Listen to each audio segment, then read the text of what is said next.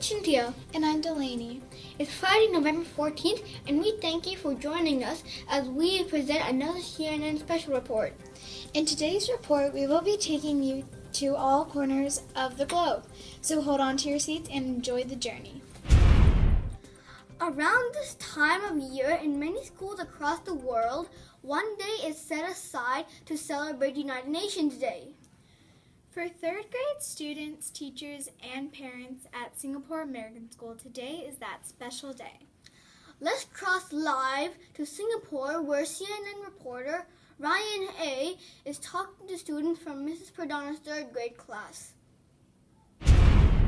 I'm here at SAS, where Jack, Ryan P. and Seth are going to tell us more about the UN Day celebration. A big part of our United Nations Day is celebrating all the different countries we come from. But third graders should understand that there is more to UN Day than that. In particular, we want everyone to know that the United Nations is an organization made of many countries working together to help keep world peace and solve the world's problems. Any country, big or small, rich or poor, can join the UN. Right now there's 193 members. Let's hear what some other student reporters have found out about the UN Day celebration.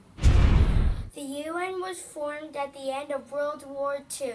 The British Prime Minister Winston Churchill and the President of the USA, Franklin D. Roosevelt, were horrified by the suffering caused by the war. They got together with other world leaders to form an organization aimed at preventing future world wars.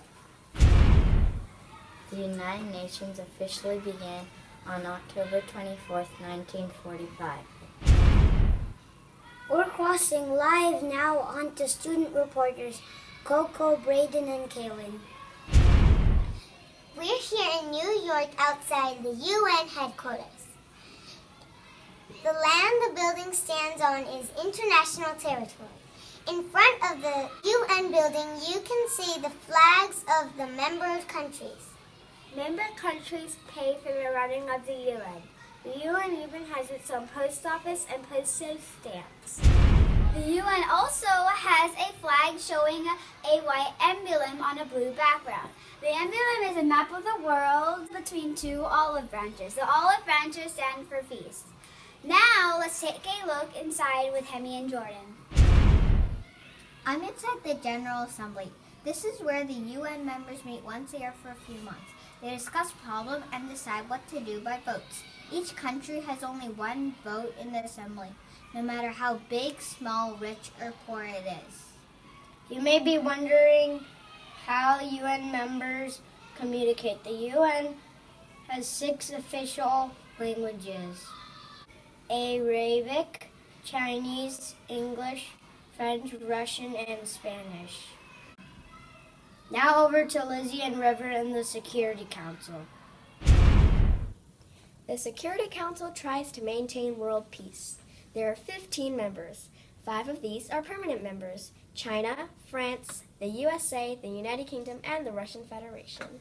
The other 10 members are elected by the General Assembly to join the Council for 2 years.